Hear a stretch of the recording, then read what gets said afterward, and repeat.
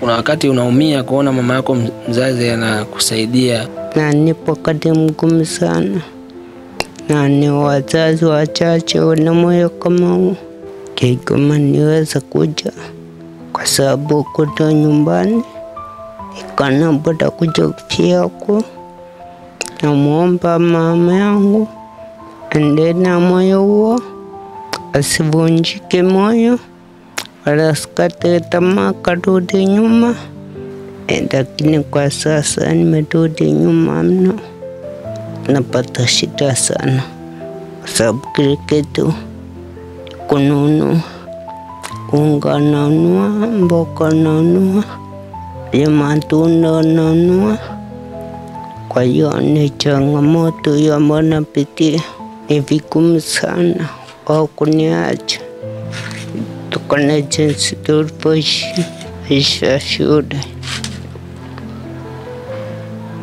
Hizi ni ripoti za Ayo TV na millardayo.com kutokea hapa mkoani Kigoma, lakini story hii ya leo na ripoti kutokea hapa Kibirizi katika manispaa ya Kigoma Ujiji. Nimekuja kuonana na kijana Mtanzania mkazi wa jijini Mwanza mwenye umri wa miaka 35, anaitwa Shomari.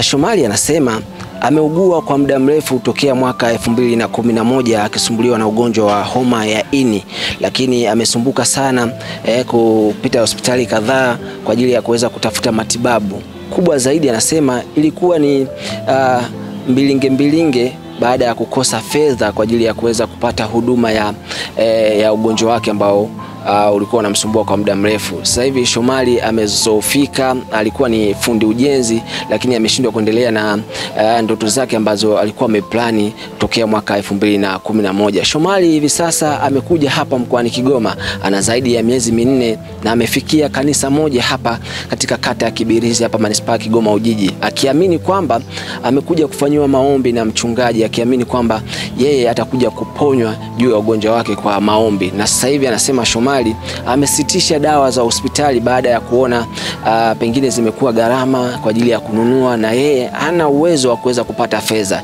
Njia pekee ambayo ameamua yeye pamoja na mama yake mzazi ni kuja katika kanisa hili kwa ajili ya kupata maombi. Lakini sisi Ayo TV tumeweza kuja kumtembelea. Kubwa zaidi tulichotamani ni Watanzania waweze kumsupport pengine kwa fedha ama kuweza kupata matibabu juu ya ugonjwa wake. Tuko hapa kwa ajili ya kuweza kuzungumza naye kuhusiana na historia yake pamoja na ugonjwa wake kutokea jijini Mwanza 2011 mpaka sasa hivi akiteseka.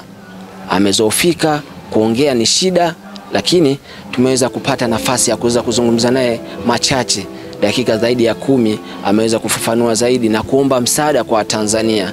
Huu ndio mkasa wa Shomari ambaye anasumbuliwa na homa ya ini.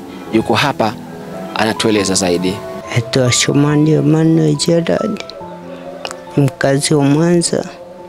Niko hapa Kigoma, ndio nyumbani. Nisomea Mwanza kuanzia shule ya msingi hadi sekondari. Nimaliza shule ya msingi 2007, nikamaliza sekondari 2011. Umri wako ni umri gani? Una miaka mingapi? Na miaka 35. Sawa. Pole kwa kuugua. Asante. Watanzania waweze kufahamu kuugua kwako ilikuwaje na unaumwa nini? Ilikuwa mwaka gani pia mpaka kuanza kujisikia unaumwa? Tiko ni mwaka 2012. Nilipoenda kupima kaniambia nimesumbuliwa na kichocho. Kaenda kanumia dawa. Baadaye nikarudi kupima Sabato. Kaniambia kichocho kimeharibu bandama. Baadaye bandama hilo kasababisha uvimbe tumboni. Kaenda Sikitude, kaniambia ni homa ya ini. Bukando pia. Kwa hiyo nilikuwa natumia vidonge vya homa ya ini. Sikitude nikarudi, kaniambia nimechelewa. Ilikuwa mwaka gani ulivyoenda hospitali kwa mara ya kwanza? Na alikuwa wapi pia? Ilikuwa Sabato Paseas mwaka 2012 kwa mara kwanza. Sawa. Na walivyokuambia unaumwa kichocho, ulipewa dawa pia ukawa unatumia, lakini ukaona vitu gani ambavyo vilikuwa vinakusumbua sasa mpaka ikakulazimu ukapenda urudi tena hospitali? Nilipewa dawa nikatumia, ikaisha. Baadaye ikaja tatizo la kupungukiwa damu, kapungukiwa damu kasababisha nikazimia. Baadaye ikarudi tena kufuatilia afya, kaambia kichocho kimesababisha homa ya ini. Baadaye karibu bandama. Na wakati huo ulikuwa unajishughulisha na nini huko Mwanza? Ulikuwa unakaa na wazazi ama ni wewe mwenyewe ulikuwa unaendelea na shughuli gani? Shughuli za vipato vya ujenzi. Nilikuwa nakaa na wazazi mmoja, lakini baada mwingine kwa ameshafariki. Niishi na mzazi mmoja ambaye nishughulikia mpaka leo. Kwa hiyo matibabu yake pengine walikwambia ni nini hospitali, na jitihada za kupata dawa zilikuwaje? Mchakato mzima wa kuwa unatumia dawa ulikuwaje baada ya kugundua sasa unaumwa ugonjwa wa ini? Sikidule nijaribu kufuatilia, nikawa natumia dawa za ARV ambazo adai ni sawasawa na mtu mwenye ukimwi anayesumbuliwa na homa ya ini. Lakini baadaye wakaniambia nimechelewa, imeshafika hatua mbaya, siwezi tena kupona. Nikajaribu kukaa kutumia dawa, lakini hadi kazidi kuwa mbaya. Ikanaenda anaongeza tu damu na maji mara kwa mara. Kwa nini ulikuwa unatumia dawa za ARV? Ndio walikwambia hospitali? Wanaambia nikanatumia kwa ajili ya kuua bakteria ambao wanasababisha homa ya ini. Dawa nyingine ulikuwa unatumia dawa za kawaida ama zingine za kawaida za kuongeza damu ya maumivu basi? Na dawa hizo umetumia kwa muda gani? Muda mrefu. Amna, metumia kwa muda miezi 4. Ukaona hazina mafanikio? Nikaacha. Nikaona wanasumbua, nikaacha kutumia. Lakini tatu baada karudi tena, atakuwa amesumbua sana. Hatua ya mwisho mwaka jana nikarudi, kanaongeza tu maji na damu, kasababisha kutokutembea na mkono kuanguka. Nikashindwa kabisa kufanya kazi zangu. Pole sana. Asante. Sawa, tunajua umepitia wakati mgumu sana. Hayo yote yalikuwa ni Mwanza. Sasa ilikuwaje ukawaza kuja huko Kigoma, na hali yako ikoje kwa sasa hivi? Kigoma niweza kuja kwa sababu kutoka nyumbani ikana boda kuja kufia huko. Lakini baada kufika huko wasikatujia takuja kuna maombi. Afadhali kwa sasa naweza kutembea kidogo, ongea kidogo, japo mnasikiza kwa shida, lakini afadhali kwa sasa, sio kama zamani fuko. Kwa hiyo sasa hivi umeacha kutumia kabisa dawa za hospitali? Nimeacha kabisa. Kwa nini? Niko hapa nafuatia dua ya maombi, kwa hiyo lazima kuacha nifuatie maombi, nione maombi yananifikisha wapi. Habari hizi za mchungaji pengine ulizipata wapi? Ni kwamba mchungaji anaombea magonjwa haya, ama nani alikwambia utoke Mwanza uje umfuate sasa mchungaji wa kanisa hili hapa Kigoma? Kwa sababu nyumbani nilipofika huko mchungaji alikuwa anamjua ndo ndefu, kwa hiyo watu wanaambia kuja hapa, sikuna kitu kigeni, nikuja tu kwa sababu namfahamu muda mrefu. Yaani mchungaji wa kanisa gani? Pefa.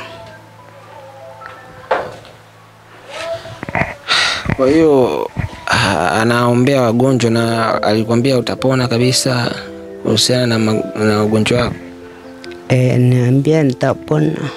Naombea ya kazi kini kuombea wagonjwa, na nihakikishia itakuwa vizuri. Kwa kuacha dawa ni yeye ndo alisema uache dawa za hospitali ama? Ni yeye ndo alishauri kwamba niache kwanza dawa za hospitali. Una muda gani uko hapa? Na miezi 4. Na alikwambia utapona baada ya muda gani? Hakuniambia muda, itaniambia tu itakuwa sawa.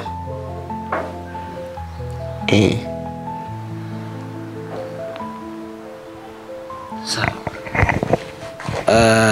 Nini unamisi? Najua unaumwa, lakini pengine ulikuwa unajiona wapi? Pengine ulikuwa kama ungekuwa haumwi, juu ya maendeleo yako ya maisha kawaida. Ningekuwa siumwi, ningekuwa mbali kimaisha, kwa sababu nilikuwa nishajijenga kutokana na shughuli zangu nilikuwa nafanya. Lakini kwa sasa nimerudi nyuma mno, kwa hatua kubwa kabisa. Pengine ugonjwa huu tunaweza kusema umeua ndoto zako, ama bado una imani kabisa Mungu najua atakupigania, utarudi kwenye shughuli zako? Vipi ndoto zako ambazo ulikuwa umezipanga? Na imani itafanikisha tu, kwa sababu kuugua sio kufa, wala sio mwisho wa maisha. Nikiwa sawa, najua ndoto zangu tafanikisha tu, zitawezekana kutimia. Pole sana. Asante. Ulikuwa na mke ama ulikuwa ushaoa mtoto pia? Bado kwa sijaoa, wala sina mtoto. Niko mwenyewe tu. Vyakula gani unatumia sana hapa? Kuna changamoto ya kutokula, kutokujisikia kula, ama unakula vizuri tu? Nakula vizuri, ita changamoto kwa sababu ya ukosefu wa pesa. Ndio maana nakula tu aina moja ya chakula, kama ugali tu. Lakini pesa zingekuwepo, walikuwa wameshauri nitumie matunda kwa ajili ya kuongeza lishe mwilini. Pole sana. Asante. Nini ombi lako sasa kwa Tanzania ambao wameona unayopitia sasa hivi? Niguswa, naomba nisaidie kwa chochote, hasa pesa, ili niende kujikimu maisha yangu hapa nilipo, kwa sababu sijui tutatoka lini. Na maisha hapa mkoa Kigoma bila pesa napata shida sana, kwa sababu kile kitu kununua, unga nanunua, mboga nanunua, ya matunda nanunua. Kwa hiyo ni changamoto hiyo ambayo napitia. Huwazi tena kurudi hospitali kabisa?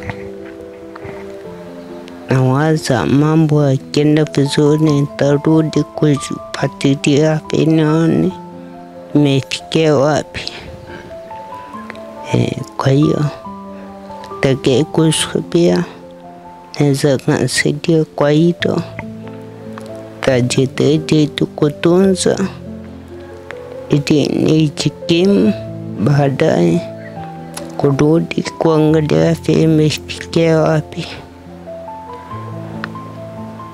Sawa.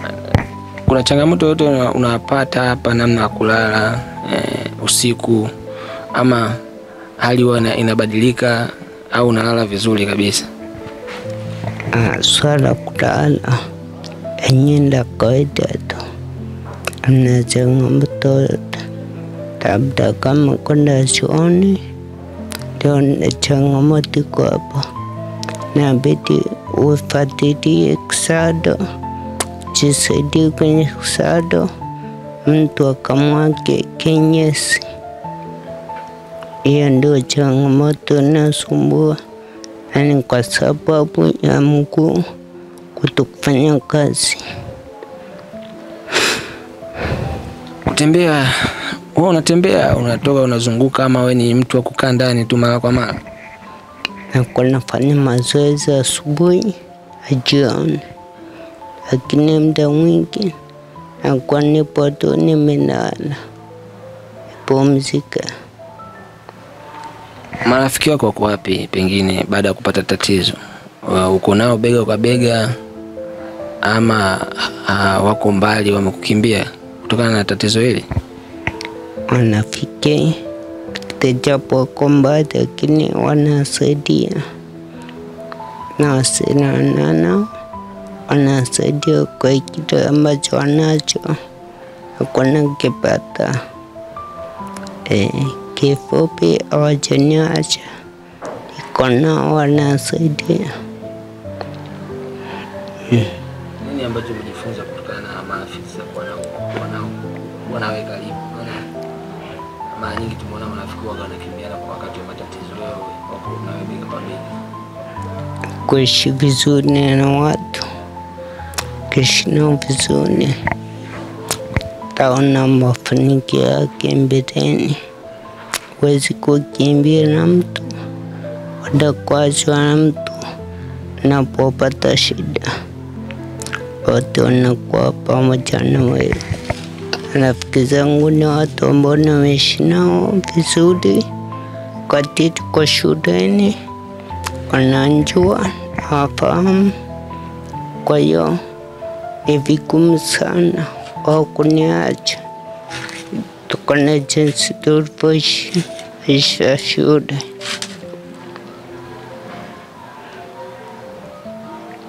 Pole sana. Asante. Okay, una chochote cha kuambia Watanzania? Sasa tunajua umeomba msaada, na namna gani pengine wanaweza kukuchangia kiasi chochote cha fedha? Wanakuchangia kupitia namba gani? Kwa Mtanzania ambaye ameguswa na tatizo langu hata kunisaidia, anaweza kutumia namba zifuatazo.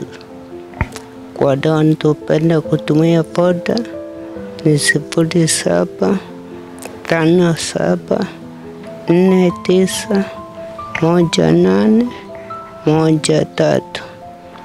Kwa wale wanatumia Airtel ni 0692010550. Jina atakuja Shumani Gerard au Shumani Emmanuel, tanza kunisaidia kwa chochote. Mwambia unapitia wakati mgumu wakati wa kujisaidia. Ni nani ambaye anakusaidia kuchukua hiyo hiyo ndoo na kupeleka chooni? Ni mama yangu mzazi ambaye tuko naye hapa, ananisaidia kwa kazi hiyo. Kuna wakati unaumia kuona mama yako mzazi anakusaidia hivi? Tunajua ni mtoto wa kiume na umeugua ndio, lakini kuna namna ambavyo sometimes unaona mapenzi ya mama pia ni mazuri mpaka kusaidia hivyo, na unapatwa na uchungu. Mimi kama binadamu kuna wakati amehudumia kuwa anashika kama ndatue kisado, lakini muda mwingi kuwa nabeba choo changu na nipo kati mgumu sana, na ni wazazi wachache wana moyo kama huu. Namuomba mama yangu ende na moyo huo, asivunjike moyo wala asikate tamaa karudi nyuma, kwa sababu anatumia vitu ambavyo ni vya mwanaume. Ndapo mtu mzima kama mimi naona wazazi wengine wajifunze. Kwa hilo nachoomba Wakristo wenzangu, tusimsahau Mungu, tumkumbuke Mungu katika maisha yetu, na tusaidia, na tupigania, na tuwezeshe pia, si kwa ujanja wetu, kwa ujanja wake. Kwa hiyo tusimwache, tushikilie tulipopashika, atatusaidia. Mimi naitwa Bawili Swedi. Mimi ndo mzazi wa Shomari. Sawa, unaweza kutuambia chochote kuhusiana na mtoto wako mgonjwa? Napenda Watanzania wanisaidie juu kuona ugonjwa mtoto wangu, nimeshasumbuka, nimeshachoka, sina chochote. Ndio nataka Watanzania wanisaidie juu ya mtoto wangu. Pengine baada ya kuhangaika hospitalini mkaona hamna mafanikio, wewe ndio ulimshauri aje kwenye maombi ama ilikuwaje? Hospitali tulikosa uwezo, ndio nikaona mtoto wangu hawezi kufa, bora nije nimweke kwenye maombi. Kama ni kufa afie mikono ya Mungu. Nilikosa pesa za kumpeleka hospitali. Na unamhudumiaje kama mzazi hapa? Hapa namhudumia tu kama vile mfuki, namuinama yale maji, basi naona muosha maji, namweka hapo, namfanyia chakula, nakula, namtengeneza, naweka hapo. Ndio vinanipa uchungu sana. Uchungu sana. Siku zazi hana baba, hana mdogo wa kumsaidia, hakuna. Na watoto wanawake hawezi kumsaidia wadada zake, bora mimi mama yake. Matumaini yako yakoje kwenye hili baada ya maombi pengine? Matumaini yangu naweka kwa Mungu. Sina lingine, naweka kwa Mungu. Juu ya kukosa msaada ndo nikachukua mawazo yote na roho yangu yote nikaweka kwa Mungu. Ndo la kuongezea ni hilo la Watanzania wanisaidie kwa hali nilipo. Kula ni shida, kufua ni shida. Hayo ni machache ambayo amezungumza Shomari kuhusiana na tatizo lake la homa ya ini, akiwaomba Watanzania waweze kumsaidia kuhusiana na ugonjwa wake, pengine aweze kupata fedha za kuweza kujikimu na aweze kupata fedha kwa ajili ya kuweza kufuatilia hospitali kuhusiana na namna ambavyo anaweza kutibu ugonjwa wake. Mimi naitwa Ali Dreams TZA wa AyoTV na millardayo.com, lakini nyuma ya kamera yupo Oju Blande.